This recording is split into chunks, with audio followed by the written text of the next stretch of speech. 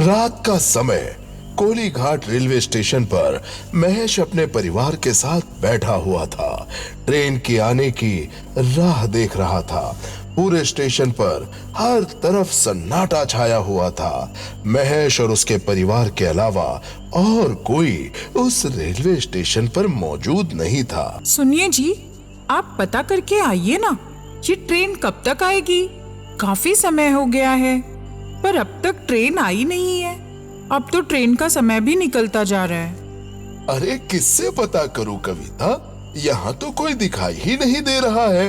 पूरे स्टेशन पर केवल हमारा ही परिवार है। अरे महेश बेटा, जहाँ से हमने टिकट लिया है वहीं जाकर देखाओ। अरे माँ, वो टिकट घर अब बंद हो गया है। वे स्टेशन पर रात के समय ज्यादा लोग नहीं आते, इसीलिए ये टिकट घर बंद कर देते हैं। अब अपने गांव के स्टेशन पर ये ट्रेन रुकती नहीं माँ, इसीलिए हमें मजबूरन यहाँ आना पड़ा, क्योंकि ये ट्रेन यहाँ रुकती है माँ। क्या समस्या है ये? अरे बेटा, अब हम कहाँ सोएंगे? जब तक ये ट्रेन नहीं आती, मैं और अपने घर की महिलाएं थोड़े समय के लिए कहीं सो जाते हैं। अब आप आदमी आदमी जागते रहो। हाँ हाँ पिताजी, आप, बच्चे और महिलाएं सब सो जाओ। हम तीनों भाई बैठे हैं यहाँ। जैसे ही ट्रेन आएगी हम आपको जगा देंगे। जी, यहाँ कैसे हम सो सकते हैं? कितना सुनसान इलाका है और कितनी गंदगी भी है यहाँ। हम कैसे सो पाएंगे यहाँ? तभी रमेश को उस प्लेटफॉर्म के पीछे एक ट्रेन का अकेला डिब्बा दिखाई देता है, जिसमें कोई नहीं था और उसके दरवाजे भी खुले थे। अरे माँ, वो देखिए, सामने एक ट्रेन का अकेला डिब्बा खड़ा है। चलिए आप सब उस ट्रेन के डिब्बे में सीटों पर सो जाइए, वहाँ आपको अच्छे से नींद आ जाएगी। हाँ, और अब ट्रेन भी आ जाएगी, तब तक हम आपको उठा देंगे। हाँ, चलो चलो बच्चों, चलो, हमें उस ट्रेन में जाना है। हाँ चलिए जी, सारा सामान भी ले लीजिए। हम उसी ट्रेन के डिब्बे में रख देंगे सारा सामान। अरे नहीं नहीं भाभी, सारा सामान यहीं रहने दीजिए। अगर ट्रेन आ गई तो इतना सारा सामान वहाँ से यहाँ लाने में बहुत समय लग जाएगा और हमारी ट्रेन भी छूट सकती है। हम तीनों भाई हैं ना यहाँ, हम देख रेख कर लेंगे भाभी। हाँ, अपने सामान की। सच में आप सब आराम से उस डिब्बे में जाकर सो जाइए। रमेश की बात सुनकर सब उस अकेले खड़े ट्रेन के डब्बे में सो जाते हैं। इधर तीनों भाई रमेश, महेश और तरुण अपने सामान के पास बैठे ट्रेन की आने की राह देख रहे थे। इधर सब उस ट्रेन की बोगी में गहरी नींद में सो चुके थे। अरे रमेश, क्या टाइम हो रहा है? 1 बज रहा है भाई। अच्छा, बहुत ज्यादा समय लग रहा है ट्रेन को। हाँ, बस ट्रेन जल्दी आ जाए तो हम सबको ट्रेन में अच्छे से सुला देंगे, ताकि सबकी नींद अच्छे से हो जाए। अरे रमेश, आप दोनों भी तो सो जाओ, मैं हूं ना यहाँ, मैं देख लूंगा। हाँ, कम से कम आप दोनों की तो नींद अच्छे से हो जाएगी। हाँ। अरे नहीं नहीं भाई, हम भी जागते हैं ना आपके साथ। इतना बड़ा प्लेटफॉर्म है, ऊपर से यहाँ कोई है भी नहीं, हम तीनों को जागते रहना होगा। हमारे परिवार वाले उस बोगी में सोए हुए हैं, कोई दुर्घटना ना घटे, बस इसीलिए हमें चौकन्ने रहना होगा। तीनों भाई वहीं बैठ जाते हैं और बातें करते रहते हैं। तभी अचानक थोड़ी दूरी पर एक व्यक्ति ट्रेन की पटरी पर पड़े जोर जोर से चिल्ला रहा था। उस व्यक्ति के शरीर से बहुत खून बह रहा था, वो बहुत जख्मी था। तभी महेश और रमेश और तरुण को वो व्यक्ति की आवाज सुनाई देती है। वो तीनों जब उसे देखते हैं तो वो दौड़ते हुए उसके पास आ जाते हैं और उस व्यक्ति को उठाकर प्लेटफॉर्म पर ले आते हैं। अरे बाप रे बाप, आप तो बहुत जख्मी हो गए हो। ये सब कैसे हो गया आपके साथ? हाँ, अरे बताओ ना, कैसे हुआ तुम्हारे साथ ये सब? किसने किया तुम्हारी ऐसी हालत? हाँ? तभी वो व्यक्ति अचानक ये भयानक भूतिया अवतार में आ जाता है और ये तीनों को देखकर जोर जोर से हंसने लगता है। वो एक भूत था जो उसी भूतिया रेलवे स्टेशन पर रहता था। अरे बाप रे बाप, ये क्या? ये तो भूत है। तभी वो भूत वहां से गायब हो जाता है। अरे वो कहाँ गायब हो गया?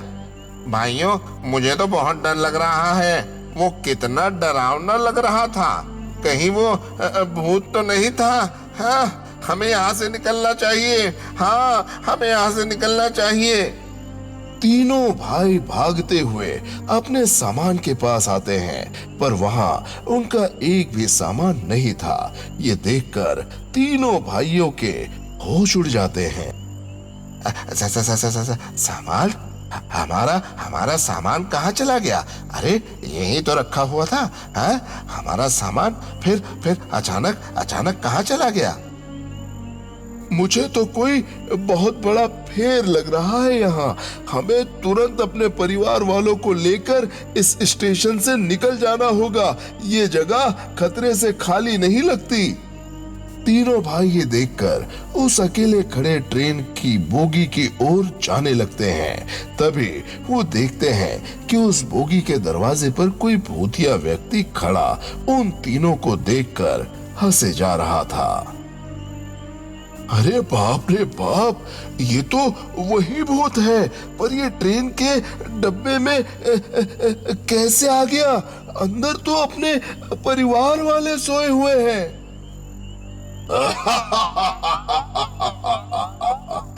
Bye bye. इतना कहते ही वो ट्रेन का अकेला खड़ा डब्बा अपने आप पटरी पर चलने लगता है और वो भूत तेजी से उस ट्रेन की बोगी को वहां से भगाकर लेके जाता है। ये देखकर तीनों भाई भी उस बोगी के पीछे भागने लगते हैं। अरे ये सब क्या हो रहा है? बिना इंजन के ये डिब्बा आगे कैसे भाग रहा है? ये सब क्या हो रहा है?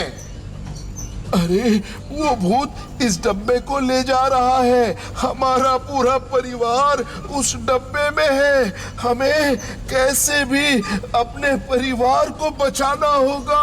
हाँ। हे रुक जा, ए रुक जा, छोड़ दे हमारे परिवार वालों को।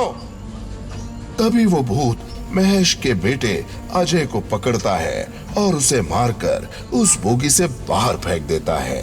ये देखकर कविता और सब जोर जोर से रोने लगते हैं। ये क्या किया तुमने? तुमने मेरे बच्चे को मार दिया। ये क्या किया तुमने? महेश, अरे महेश, बचाओ बेटे हमें। महेश, कहाँ हो बेटा? अरे महेश, अरे मेरा बच्चा अजय, अजय उठो बेटा। अजय, आंखें खोलो अजय। ये क्या हो गया पुत्र आपके साथ? हाँ, ये क्या हो गया आपके साथ? अजय उठो। महेश अपने बच्चों को देखकर फूट फूट कर रोने लगता है। भाई, हमें उस बोगी का पीछा करना होगा। हाँ, उसमें हमारे माता पिता और भाभी है। हमें उन्हें कैसे भी करके बचाना होगा भाई। उस भूत ने मेरे बच्चे को मार दिया। उसे तो मैं नहीं छोड़ूंगा। रुक जा, रुक। महेश गुस्से में चिल्लाते हुए उस बोगी के पीछे भागता है। उसे देखकर तरुण और रमेश भी उसके पीछे तेजी से भागने लगते हैं। तभी तीनों भाई भागते भागते उस चलती हुई बोगी में चढ़ जाते हैं। वो तीनों जैसे ही अंदर जाते हैं, अंदर उस भूत ने दर्पण, दामिनी और कविता को पकड़ रखा था और वो उन्हें दरवाजे के पास लेकर खड़ा था। छोड़ दे, छोड़ दे मेरे माता पिता और पत्नी को, वरना मैं तेरा सर्वनाश कर दूंगा।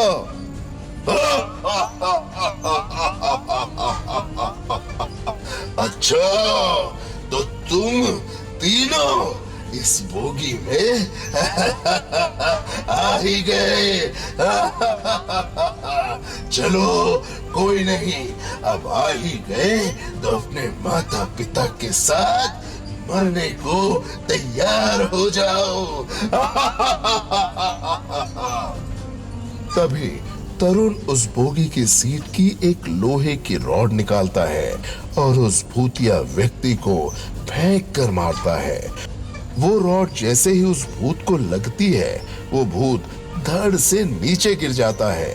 ये देखकर महेश तेजी से उस भूत को जाकर पकड़ लेता है। रमेश, कविता, माँ और पिताजी को पीछे लेके जाओ। हाँ। रमेश और तरुण कविता और अपने माता पिता को पीछे ले जाते हैं। ये देखकर वो भूत उनके पास आने लगता है। तभी महेश उस भूत के पैर पकड़ लेता है और धड़ से उसे नीचे गिरा देता है। ये देखकर वे भूत महेश के हाथों को जख्मी कर देता है। भाई, आप जाओ इधर, आप जाओ भाई। अरे मेरा पुत्र महेश, हे भूत, छोड़ मेरे बच्चे को, छोड़ उसे। तभी वो भूत महेश को मार मार कर लहू लुहान कर देता है। अब मैं तुमको मार दूंगा, मुझे मारने आया था।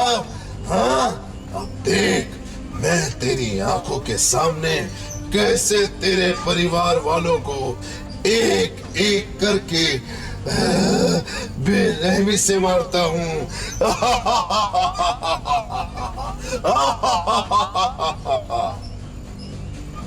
वो भूत जैसे ही आगे बढ़ता है, तभी महेश झट से खड़ा हो जाता है और उस भूत को पकड़कर दरवाजे के बाहर फेंक देता है। तभी वो भूत महेश का भी हाथ पकड़कर उसे भी अपने साथ बाहर खींच लेता है। इतना करते ही दूसरी पटरी से ट्रेन आ जाती है और उस भूत के साथ साथ महेश भी उस ट्रेन के नीचे आ जाता है। ये देखकर सब बहुत रोने लगते हैं। अरे महेश बेटा, अरे महेश, अरे महेश, अरे मेरे बच्चे, अरे महेश। महेश, महेश कहाँ हो आप?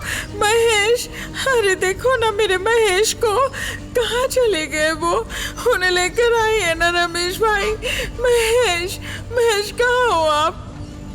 रमेश और तरुण कविता और दामिनी को पकड़ लेते हैं। तब महेश का नाम लेकर वो चिल्ला चिल्ला कर रोने लगते हैं।